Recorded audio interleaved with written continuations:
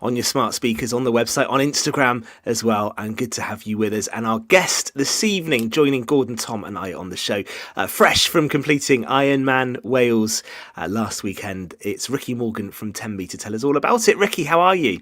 Yeah, good, thank you. It's really good to have you with us.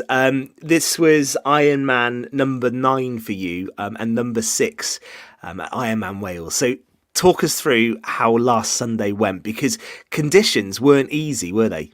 No, it's pretty. We're expecting storms. Actually, the forecast beforehand was quite. It was meant to be worse, but actually, it wasn't as bad as they say. But it was still bad. You know, the swim was choppy. Pretty brutal going out in the swim. There's like loads of currents kind of left from the lifeboat station out to Monkston, kind of in your head. Jumping on the bike, you had a bit of a headwind, and in certain sections where you don't normally have it, just made it a little bit harder. And then the run, well, I think I had about 2.5 hours of rain on the run. So, which was pretty, one point I think it was my third lap. I was kind of like frozen. I was still moving but it was pretty frozen. I was like, something's got to happen here. So what did you finish in the end? 12 hours 35, yeah. Which is absolutely amazing. Is that a PB for you, Ricki, or near a PB? It's an hour slower. Right. Okay. And why is that? Is that just as time goes on harder? I've got a little boy now, so yeah, you can't devote 14 hours of training to Ironman when you've got like a 6-year-old who's now going into football and rugby and every Saturday and Sunday. So yes, yeah. It's still an absolutely unbelievable effort. So Gordon and Tom will come in just a sec, but I'm just interested in that start because that's the bit for me that the swim is a brutal way to start any event. And going out into the water in Tenby, obviously you get the buzz from the crowds who come out every year and really kick the event off well. But what is it like for that couple of miles when you're in the open sea starting an Ironman? How does that feel and how challenging is it? Yeah, it's daunting at the start, but I've done a few now, so I've kind of gained a bit of experience and kind of know where to position myself and things like that. If you're not sure, I always say to newbies, hang back, let everyone fight their way through the water, because that first buoy in the water where you turn, it's just basically a big punch up. That's basically what it is. It's everyone's getting there, everyone's fighting for their water, and the fastest swimmers all get away, but then there's a big core group of mid-pack swimmers. You're all in there together and all trying to get around the same buoy at the same time. And yeah, it's not a pleasant place. Once you get through that, it's not so bad. But yeah, it's pretty tough when you're new to it and stuff. And how are you feeling when you come out of the water, knowing you're then on your bike for 112 miles? Is it relief to have got that stage done? Yeah, well, you can get carried away with all the crowds. You're running up the zigzags, getting your trainers on, and then you're running through town with a Tenby boy in Tenby kit running through town. You're getting a lot of shouts, which is amazing. You can't fault it. But then what you soon realise after about half a kilometre, you're going faster than what you normally should go. And you're also slowing down. You're breathing heavy and just But it's unreal. It's the whole atmosphere from the moment you're on the beach. You've got the national anthem, you've got the fireworks going off and the music, and it's just electric. It really is like unreal, the feeling, the buzz of, and then when you're coming out on lap 1 of the swim, you're then thinking, I've got to go do this again, which is a bit of a kick in the teeth. But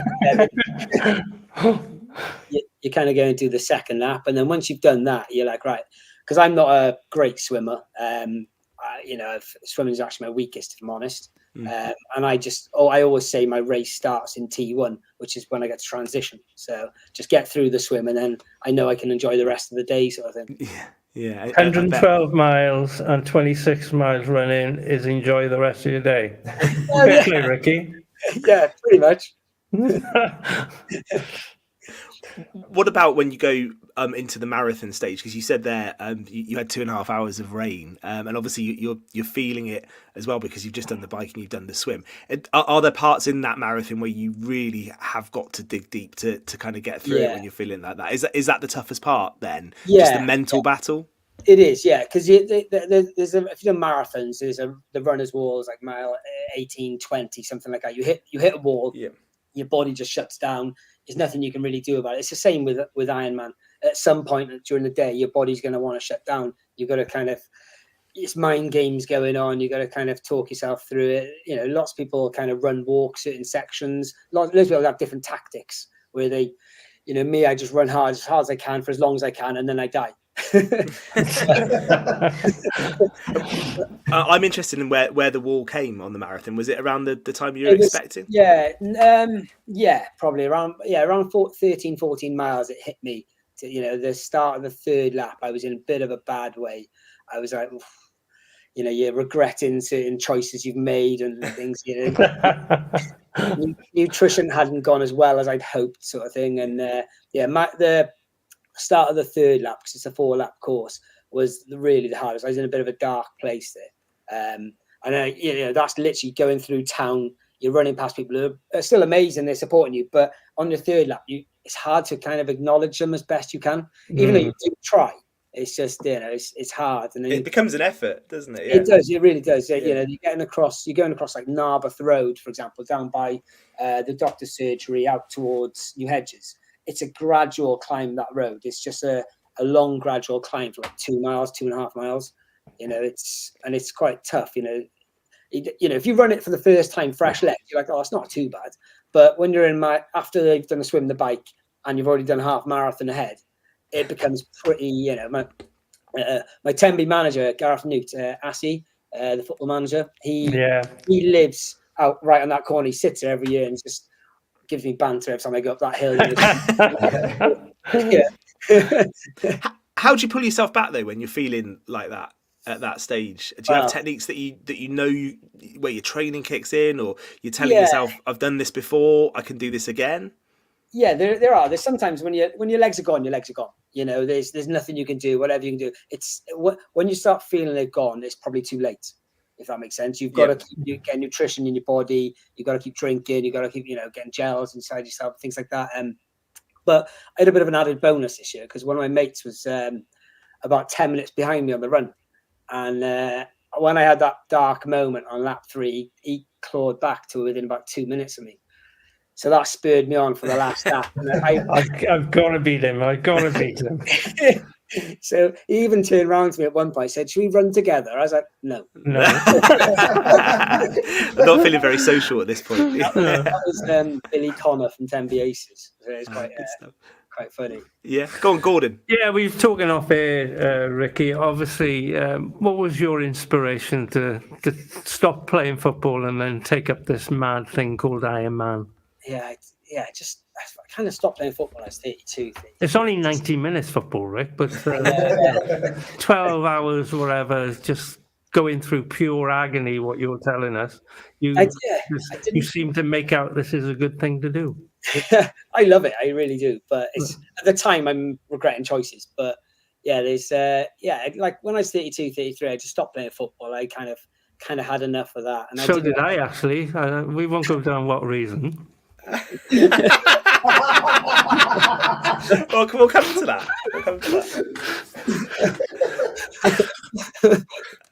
Do I carry on? Yeah, carry on. Yeah, don't be put off by him. Don't be put off by him, Ricky. So I stopped playing football. I didn't know what I was doing. I kind of picked up a running club. I kind of picked up the gym. I just tried several things, and then I went home to Tenby. I was living in Cardiff at the time. I went home to Tenby for the weekend, and I was sat in my mother's house in Summerhill, and a load of bikes just started passing the garden when me and my niece were outside playing, and I took my niece across the road and just sat watching these bikes and wondering what it was. And there was about 100, 200 bikes going past, and we sat there clapping them for ages. Then I went back inside, and after like 2 minutes, I couldn't help myself. Straight on Google, finding out what this event was. It was the long course weekend. So I lived away from Tenby for 15 years. I was in Cardiff for quite a few years, so I didn't really know much about it. So I Googled it, found out about it, and then next thing you know, found out there's a thing called Ironman, and I thought, oh, I'll have a look at that. I went to watch it, and I thought, oh, that's pretty cool. But at the time, I couldn't really swim properly, so ironically, I went on a lad's holiday with Ollie Simon when we were 18, 19, and we went to Magaluf. I went in the sea, and there was a jetty about 400 meters out, and Ollie just jumps in, he swims out there. And he's an incredible swimmer, isn't he? Yeah. I try and swim out there, and then I touch this, seaweed thing off as out of the sea before I can But things have changed a bit since then. Yeah. Yeah. So I went for adult swimming lessons in Cardiff. Ironically, I was in a lane with adults who also probably couldn't swim very well, and in the lane next to us there was 6 to 7-year-old boys and girls lapping us. Just yeah. And of those disciplines, has that been the one you really had to work at then? Yeah. Because it's not just it's confidence as well, isn't it? Because it is, going out to swim in open water, it takes bustle as well, I think, to be able to do that. And that's the thing I'd have to conquer to even think about it. Yeah, it does. It's not pleasant when you're out swimming, and if you're in a pool and you're swimming from one side to the other, it's not so bad. But when you're in the sea, you've got added things, like jellyfish. You've got people touching you and dunking your head under the water. So that can be pleasant at times. You do adapt. You've got to get used to it, but it is quite hard at the time. So 9 Ironmen done for you now. You're gonna have to make it around 10, aren't you?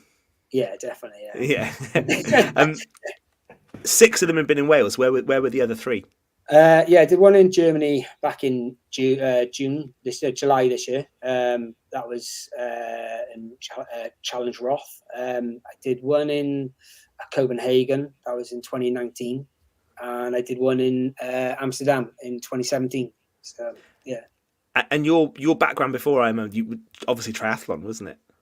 So again, before triathlon, was that your route to Ironman? Did you enter triathlon events? No, I kind of done a couple of small triathlons first, like literally a sprint and an Olympic distance, smaller versions, and then I think I might have done a half Ironman, and then I did a full Ironman, all in the space of something like 5 months. 4 months. And we do hear from so many people we talk to on this show, and Tom and Gordon will say the same, who have done more than one, and once you've kind of got into that training rhythm and you've done the events, it must be addictive, because you wouldn't keep putting yourself through that if it wasn't. Yeah, I love it. I really am a big fan of it. I've always been fit and healthy and always tried looking after myself, sort of thing. Yeah. And Ironman just came up at the right time for me when I probably didn't know what I was going to do sport wise next. Could have just stayed in the gym or joined a running club or something, but it was just something else which I had to kind of figure out. I loved it. And we talk as well about the support that Pembrokeshire gives Ironman now, and Pembrokeshire has grown to love Ironman, and the support is amazing, isn't it? What was it like last Sunday, and how special is that for you as someone from the county, from Tenby, to get that support on the day? Yeah, so I been a Tenby boy. I'm wearing obviously Tenby kit. You're running through town, and it's just like literally a conveyor belt of people shouting either Tenby Aces or Ricki or something like that, or get abuse, but that happens quite a lot. But that adds to the fun, though. That keeps it real, Yeah, indeed. So Ironman done, but actually that's not the end of your year, is it? You were telling us off air. In fact, you're straight back into action this weekend, and you've got a marathon to come before Christmas. Yeah, so I got Cardiff Half now on Sunday, and then the Snowdonia Marathon now at the end of October. So just as you do, I think moment of weakness. I was kind of. You don't make it easy for yourself, do you? I know. Wow. Okay. So would the training just roll on, Ricki? Is that just part of life for you now? Yeah. I had an easier week last week, but this week now it's kind of picked back up, straight back into it, sort of thing. It's just the legs aren't there at all. They're really heavy when I'm running at the moment, but that's obviously understandable. But yeah, it's like Cardiff should hopefully just be a bit of fun, because that's where a lot of my mates still live. So hopefully I'll catch up with mates. Yeah. You're still going to do it. You told me the time you're going for. That's a good effort if that's a bit of fun. Yeah. I hope so, but who knows? Amazing. Well, it's brilliant to hear you talking so passionately about Ironman, and you clearly get a real buzz from doing it. So you're going to have to come back and tell us about your Ironman number 10, which will be next year, 2025. Yeah. So actually, before I do Ironman Wales, which will be actually number 11, I'm doing one in Nice, in France, in June. So I'm doing one just before Wales. So number 10 will be in France. Hopefully, fingers crossed. going well. Well, that will be excellent down there. Yeah, Yeah. indeed. Well, listen, Ricki, you have to come back on next year and tell us all about it. We do have to finish, though, because off air at the start of the show, Gordon Thomas said to me, Ricki Morgan once broke my nose. And I must admit, I was thinking Gordon had been fighting again, because that does come up some weeks. Gordon, tell us what happened. I was playing for Prendergast Villa, Ricki. You were playing for Tenby. Prendergast had a bit of rivalry against Tenby back in the day, because we'd beaten Tenby this season before when we first started at London Road. The boy Glover was playing then. He's unfortunately passed away now, but he was a cracking player. But going back to our incident, it was in Prendergast. I was playing centre half, you were up front. And obviously, you being a smaller chap, the ball bounced. I thought I'd lean over you and just header it. And you tried one of these fancy, I don't know what sort of kick it was, but it put my nose right out of joint, mate. It was a cracker, splattered across my face. So I did continue to play after that. So you didn't finish me off, mate. Did I say sorry or? It's a bit late now, Ricki. That was your chance. I don't say sorry back any of those words at that particular time, but I don't hold a grudge, mate. It's only a game of football. Yeah, he has waited 20 years for that, though. It was accidental, Gordon. You're going to go for a ball. I think Ricki had every right to go for it. It was purely accidental. Yeah, it was. It does sound like he had every right to go for it, by the way you've described it. Perfectly placed, Rick. Fair play. And now, obviously, you're not playing football now, Ricki. Still involved with Tenby at all? Still follow them? Yeah. So last year, I came back. I come out of retirement back in 2020. And I went and signed for Haken over 40s. So had a game there, and I kind of really enjoyed it. And I just thought I'll go back to train with Tenby to see if I can still do it. And next thing you know, I'm signing forms and playing again. And I've hung the boots back up again now. Though I'm just. Did I see you playing in the Second Division Cup final? Was it not long ago?